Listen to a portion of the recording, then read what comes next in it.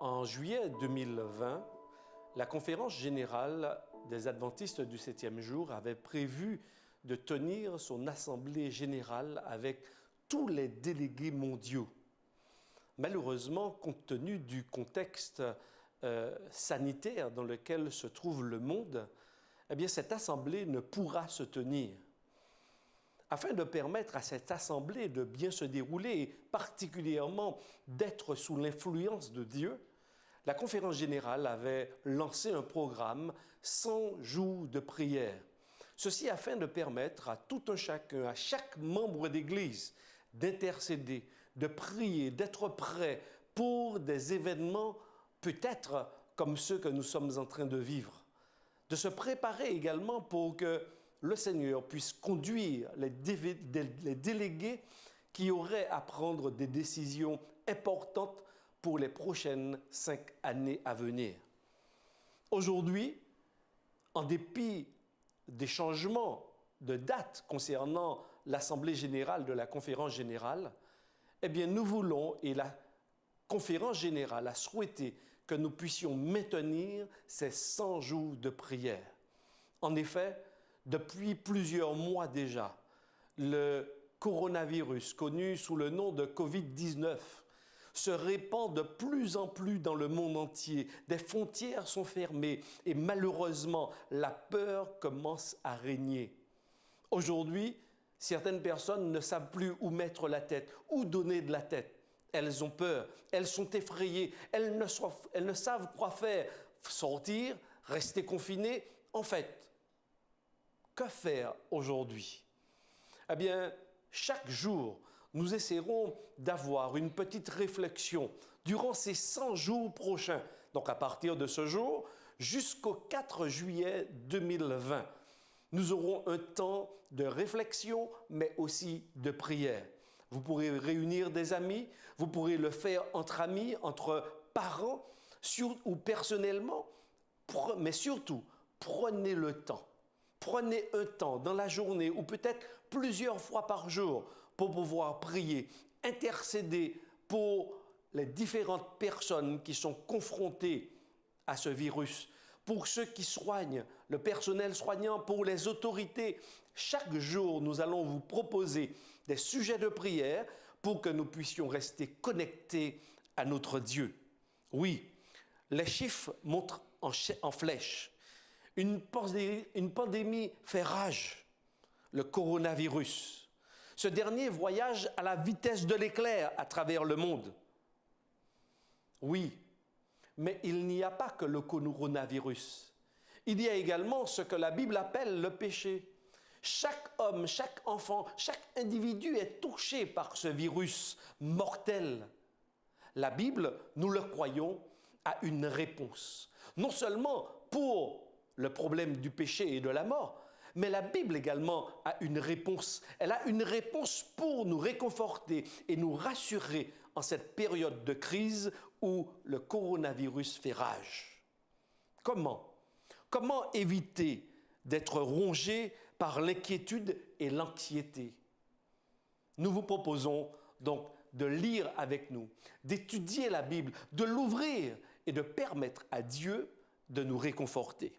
Le premier texte que je vous propose pour ce premier jour de prière se trouve dans le livre des psaumes.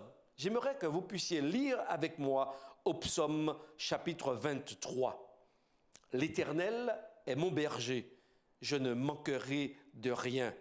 Il me fait reposer dans de verts pâturages. Il me dirige près des eaux paisibles. Il restaure mon âme. Il me conduit dans les sentiers de la justice à cause de son nom. Quand je marche dans la vallée de l'ombre de la mort, je ne crains aucun mal, car tu es avec moi. Ta houlette et ton bâton me rassurent. Tu dresses devant moi une table en face de mes adversaires. Tu onduiles ma tête et ma coupe déborde. Oui, le bonheur et la grâce m'accompagneront tous les jours de ma vie et j'habiterai dans la maison de l'Éternel jusqu'à la fin de mes jours. » Ce psaume est extraordinaire. En effet, il a été écrit par David le berger, un homme qui a eu à faire face aux lions, aux ours, aux difficultés, aux problèmes également de pâturage. Comment conduire ses brebis dans de verts pâturages? Comment trouver dans des terres arides comme ceux de la Palestine de l'eau pour abreuver son troupeau? Comment trouver des puits? David commence par dire « L'Éternel est mon berger ». Il ne se présente pas comme étant le berger des bergers, mais il présente Dieu comme étant son berger, celui donc qui va prendre soin de son troupeau. Et je crois que la planète Terre, les habitants de la Terre pourraient représenter ce troupeau dont Dieu est le guide. Oui, ici, il est dit que l'Éternel est mon berger. David donc s'attribue, il pense que Dieu est son propre berger. Dieu, même si il peut être le berger de tout le monde, mais il doit d'abord être un berger personnel. Il doit être mon berger, c'est-à-dire celui en qui j'ai placé toute ma confiance. Ma vie est placée entre ses mains. Je suis comme cet agneau, je suis comme cette brebis placée entre ses mains et qui ne peut dépendre et qui ne dépend que de Dieu seul. L'Éternel, donc, est mon berger. Et le texte se poursuit en nous disant « Je ne manquerai de rien ». Il me fait reposer dans de verts pâturages. Il me dirige près des eaux paisibles. Il restaure mon âme. Quand je marche dans la vallée de l'ombre de la mort, je ne crains aucun mal. En fait, pour répondre à notre anxiété, à notre peur qui grandit peut-être chaque jour davantage, parce que nous voyons que à nos portes frappe ce virus. Non loin de chez nous, il y a certaines personnes qui tombent malades. Malheureusement, il y a certaines qui décèdent. La Bible est en train de nous dire, oui, je ne crains aucun mal, car là aussi tu es avec moi. Un psaume extraordinaire, parce que nous voyons dans la description faite par David de Dieu, eh bien, que ce dernier, même lorsque les temps sont extrêmement difficiles, même dans la vallée de l'ombre de la mort, lorsque surgit les difficultés, la maladie ou même la mort, Dieu est encore là. Il n'est pas loin, il est donc tout près de nous et il peut même être en nous. Mes chers amis, alors que s'ouvre ce moment de prière, ces premiers 100 jours de prière, j'aimerais nous inviter à prier Dieu. J'aimerais vous proposer au moins 3 sujets de prière pour aujourd'hui. Le premier, c'est que nous voulons demander à Dieu de nous aider, nous en tant que chrétiens, à être forts au milieu de la grande crise sanitaire que nous connaissons aujourd'hui. Nous allons donc prier pour tous les professionnels de santé, les médecins, les infirmiers, les infirmières et tous ceux qui travaillent 24 heures sur 24 pour sauver des vies. Deuxièmement, nous allons prier également pour les membres de nos églises, de nos communautés, pour les membres du corps du Christ, pour que leur foi soit forte en Dieu. Et nous allons aussi prier pour nos frères et sœurs, nos amis qui sont en Italie, en France, en Espagne, en Allemagne, tous ceux dont les régions aujourd'hui sont touchées fortement par cette pandémie du Covid-19 en Europe. Nous voulons également prier pour nos professionnels ici en Martinique, nos professionnels de santé. En effet, nous savons qu'il y a beaucoup de nos professionnels qui continuent à exercer leur activité, qui rendent visite à domicile aux malades, qui sont dans les hôpitaux, qui prennent soin déjà de ceux qui sont premièrement touchés par le Covid-19 et qui continuent à exercer leur métier. J'aimerais que nous puissions prier, premièrement aujourd'hui, pour ces 3 catégories de personnes. Premièrement, oui, eh bien, pour ceux qui sont touchés par la crise d'une façon générale dans le monde entier. Nous allons également prier pour ceux de l'Europe, de l'Italie, de l'Espagne, de la France. Mais nous voulons aussi prier pour nos membres d'Église. Nous avons certains d'entre eux qui ont été touchés par ce virus. Certains sont morts. Nous voulons penser à toutes ces personnes et nous voulons prier dans un 3e temps pour ceux de la Martinique, les professionnels de santé de la Martinique, ceux qui sont sur la brèche, qui travaillent 24 heures sur 24. Eh bien, nous voulons prier pour ces personnes.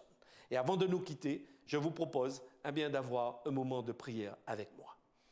Seigneur, notre Dieu et notre Père, alors que nous traversons cette crise, cette pandémie mondiale aujourd'hui, causée par le Covid-19.